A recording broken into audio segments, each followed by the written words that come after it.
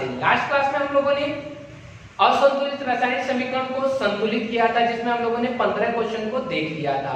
तो अगर आपने उन सभी समीकरणों को नहीं देखा है, पूरा वीडियो नहीं देखा है, तो आप पहले उस सभी वीडियो को देखिए। उसका लिंक मैं इस वीडियो के डिस्क्रिप्शन में डाल दे रहा हूं, जिसमें एक प्लेलिस्ट रहेगा, उसमें सारे वीडियो आपको एक लाइन से मिल जाएंगे। तो आप जाकर के उस वीडियो को सभी को एक बार चेकआउट कर लीजिए, जिससे आपको सारे वीडियो देखने के बाद से पूरे टॉपिक समझ में आ जाएंगे। तो अगर अभी तक आपने हमारे चैनल को सब्सक्राइब नहीं किया है तो इसे सब्सक्राइब कर लें और साथ में बेल आइकन को भी दबा लें, जिससे मेरे द्वारा दिए गए वीडियो सबसे पहले नोटिफिकेशन के तौर पर सबसे पहले आप तक पहुंच सके। तो आज का जो हमारा टॉपिक है वह वही टॉपिक रहेगा, असंतुलित रासायनिक समीकरणों को संतुलित करना। परंतु आज हम इसके बाद जब ये दोनों समीकरणों को संतुलित करेंगे तो इसके बाद हम लोग संतुलित रासायनिक समीकरण के अंतर्गत कुछ जानकारियां हमें प्राप्त होती है उसके बारे में अध्ययन करेंगे। ठीक है, तो पहले हम इन दोनों समीकरण को देखते हैं। ये दोनों समीकरण बहुत ही ज्यादा इंपॉर्टेंट है, जिसको हम लोग को हर जगह पूछा जा सकता है। बायो में भी ये दोनों समीकरण बहुत ही ज्यादा मायने रखते हैं। इसमें से पहला जो समीकरण है वह है श्वसन। श्वसन मतलब रेस्पिरेशन, जो हम लोग सांस लेते हैं वो श्वसन है। ठीक है, सांस लेना और श्वसन में अंतर होता है। श्वसन जब सांस हम अंदर लेते हैं तो वो ऑक्सीजन हमारे भोजन के साथ मिल करके कोई अभिक्रिया करता है, उस अभिक्रिया को श्वसन अभिक्रिया कहते हैं। वो हम लोग रेस्पिरेशन पढ़ना है हम लोग को। और दूसरा नंबर हमारा जो है वह है प्रकाश संश्लेषण अभिक्रिया, जो हरे पौधे अपने भोजन बनाने में करते हैं। तो दोनों समीकरण को पहले हम लोग उसको संतुलित करते हैं। तो चलिए पहला देखते हैं। पहला है तो श्वसन में क्या होता है, ग्लूकोज, ये C6H12O6, इसको हम लोग ग्लूकोज कहते हैं। इसको हम लोग क्या कहते हैं, ग्लूकोज कहते हैं। और ये O2 क्या है, ऑक्सीजन है। अरे हिंदी सबका लिख दिया जाए। CO2 मतलब कार्बन डाइऑक्साइड, जो हम लोग सांस लेके बाहर निकालते हैं वो कार्बन डाइऑक्साइड होता है, कार्बन डाइऑक्साइड। ठीक है, और तीसरा नंबर हमारा ये क्या है, H2O मतलब जल बनता है और ऊर्जा उत्पन्न होती है। ठीक है, तो चलिए ध्यान देखते हैं, बिल्कुल ध्यान से देखिएगा। इसमें हम लोग को संतुलित करना है। इसको संतुलित किया जाए। यहाँ C कितने बार है, 6 बार है। यहाँ C कितने बार है, 1 बार। मैं डायरेक्ट संतुलित करके दिखाता हूँ। यहाँ C 6 बार, यहाँ कितने बार, 1 बार। तो यहाँ पे कितना लिखेंगे, 6 लिखेंगे, 6 बार हो गया C। अब H कितने बार है, 12 बार है। H इधर देखिए कितने बार है, 2 बार है। तो H 2 बार है, उधर कितने बार है, 12 बार है। तो 12 बार करने के लिए क्या करेंगे, 6 दूना 12 है, 6 से गुणा कर दीजिए। ये सब जल्दीबाजी में हम लोग को अच्छी तरीके से जब 1 नंबर का सवाल आएगा तो इसे हम सॉल्व कर सकते हैं। अब और देखिए O कितने बार है, 6 बार, और यहाँ 2 बार, 8 बार। इधर कितना है, इधर देखिए 6 दूना 12 बार, और इधर कितना है, 6 कम 6, 12 6 कितना, 18 बार इधर है, उधर कितना बार है, 6 2 8 बार।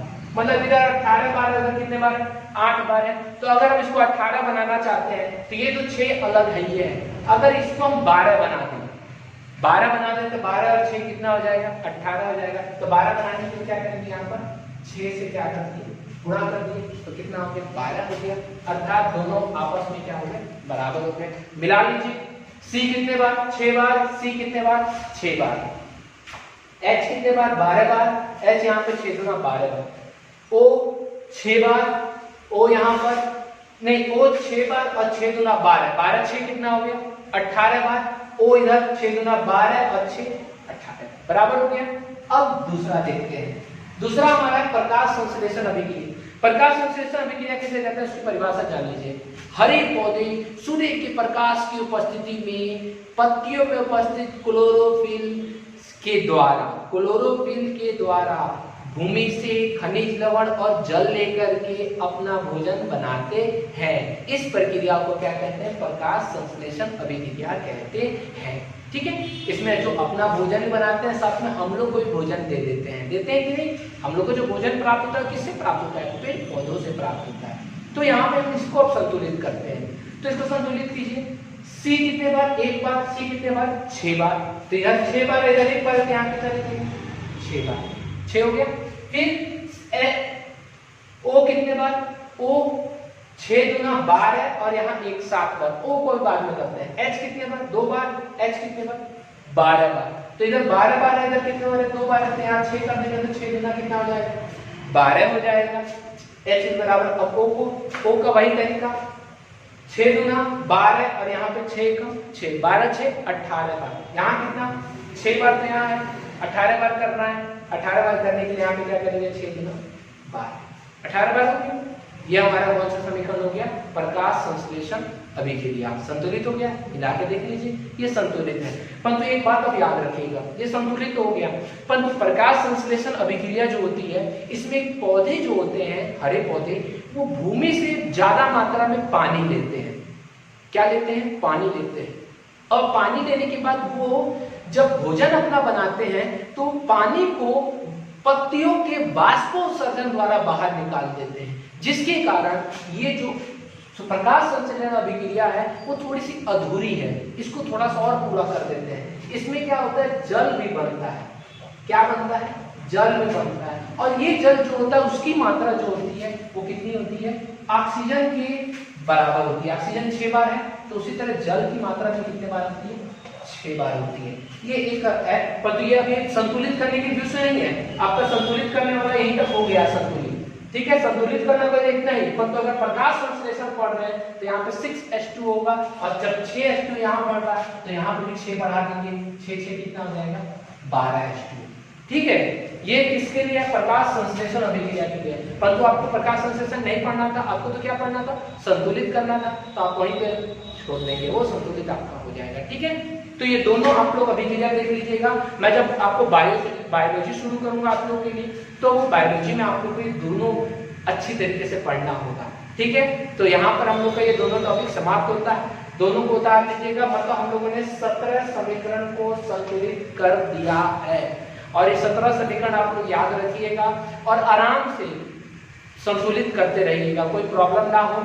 इसके बाद हम लोग जो है, जो कुछ संतुलित समीकरण में कुछ जानकारियां हमें प्राप्त होती है, इसके बारे में हम लोग देख लेते हैं, ठीक है। तो पहले आप इन दोनों को उतार लीजिए।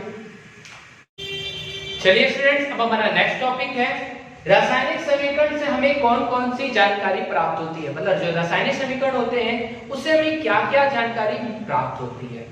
तो रासायनिक समीकरण जब भी हम लिखते हैं तो उसमें कुछ ना कुछ ऐसी चीज हम लोग का प्रयोग करते हैं जिसके बारे में हमें जानकारी होना बहुत ज्यादा जरूरी होता है। तो सबसे पहले उसमें रासायनिक समीकरण से हमें भौतिक अवस्था का ज्ञान होता है। भौतिक अवस्था का ज्ञान कैसे?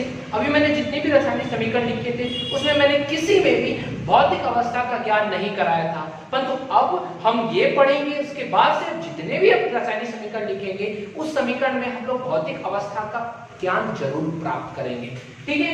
तो भौतिक अवस्था का ज्ञान मतलब भौतिक अवस्था कितने प्रकार की होती है? 3 प्रकार की, ठोस, द्रव, गैस। तो वो तीनों अवस्था हमें इससे प्राप्त पता चलती है। पहला, अगर लिखा होगा ब्रैकेट में S लिखा होगा तो इसका मतलब हुआ ठोस, मतलब सॉलिड। वो क्या है?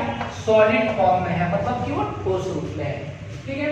अगर ब्रैकेट में L लिखा होगा तो L का मतलब होगा लिक्विड। लिक्विड मतलब वह कौन से फॉर्म में है? द्रव फॉर्म में है, लिक्विड। और अगर वहां पे G लिखा होगा, अगर ब्रैकेट में क्या लिखा होगा? G लिखा होगा, तो वो कौन से फॉर्म में है? तो वह गैस के फॉर्म में है, गैस। क्लियर है? तो ये ठोस, द्रव, गैस 3 को हो गया। पर इसके अलावा भी एक चीज होता है जिसको हम लोग कहते हैं AQ। AQ ये क्या होता है? तो AQ का मतलब होता है जलीय विलयन। AQ जो है वह जलीय विलयन होता है। वह किस शब्द से मिलके, वो किससे बना है? तो एक्वस से बना है, AQUEAS, ठीक है। एक्वस जिसका अर्थ क्या होता है? जलीय विलयन, मतलब इन वाटर।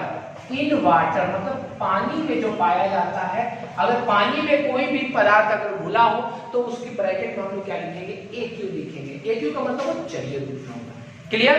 कोई दिक्कत नहीं है। तो इसे 3, अगर ये 4 अगर हमारा दिया होगा, S लिखा होगा तो जान जाएंगे सॉलिड है, अगर L लिखा होगा तो लिक्विड है, G लिखा होगा तो गैस है, AQ होगा तो मतलब वो विलयन है, जलीय विलयन है, एक्वस है, ठीक है। कोई दिक्कत नहीं है। अब नेक्स्ट हमारा इन्वर्टर मिटा देते हैं, टेलीविजन लिखना चाहे तो लिख सकते हैं।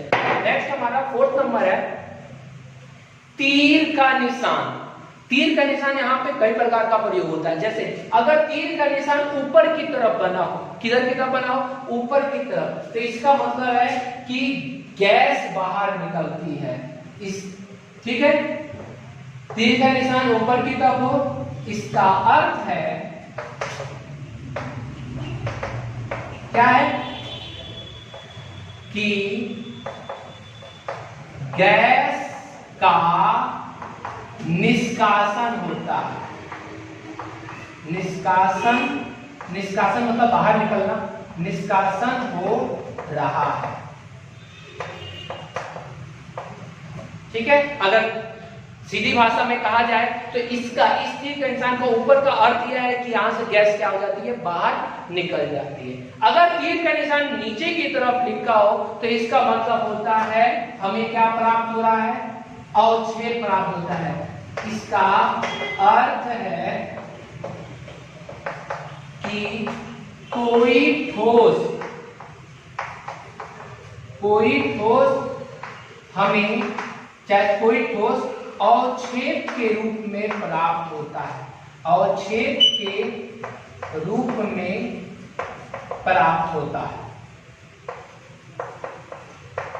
अवक्षेप के रूप में प्राप्त होता है, मतलब ठोस रूप में प्राप्त होता है। कोई भी पदार्थ जो है ठोस के रूप में प्राप्त हो जाता है। ठीक है, और अगर ऐसा तीर कहीं आपने देखा जिसमें एक ऐसा आधा ऊपर की तरफ ऐसा बना हो और एक ऐसा बना हो, ये जनरली हम लोग जो बीच का तीर है ना, ऐसे इसकी जगह पे ये कभी कभी प्रयोग करते भी होता है। इसका मतलब होता है कि यह जो अभिक्रिया है वह उत्कर्मणीय अभिक्रिया है। इसका अर्थ है कि दी गई रासायनिक अभिक्रिया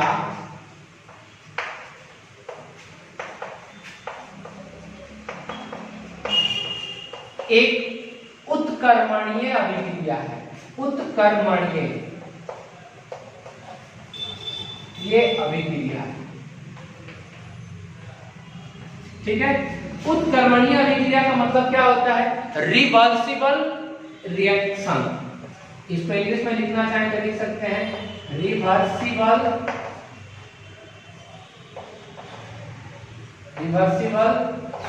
रिएक्शन। ठीक है, रिवर्सिबल मतलब पलटाव, मतलब उल्टा, रिवर्सिबल रिएक्शन है। मतलब कि ये अभिक्रिया दोनों तरफ से हो सकती है। जैसे अब मैं यहाँ पे इसका एक एग्जांपल चारों के लिए दे रहा हूं। ठीक है, एक एग्जांपल है H2 प्लस Cl2। ठीक है, सनलाइट में क्या अभिक्रिया करके क्या बनाया, HCl। ठीक है, इसमें बिल्कुल ध्यान से आप देखिएगा। H2 क्या है, गैस है तो यहाँ पर G लिखेंगे। Cl2 क्या है, गैस है, यहाँ G लिख दिया। और HCl भी गैस के रूप में होता है तो गैस।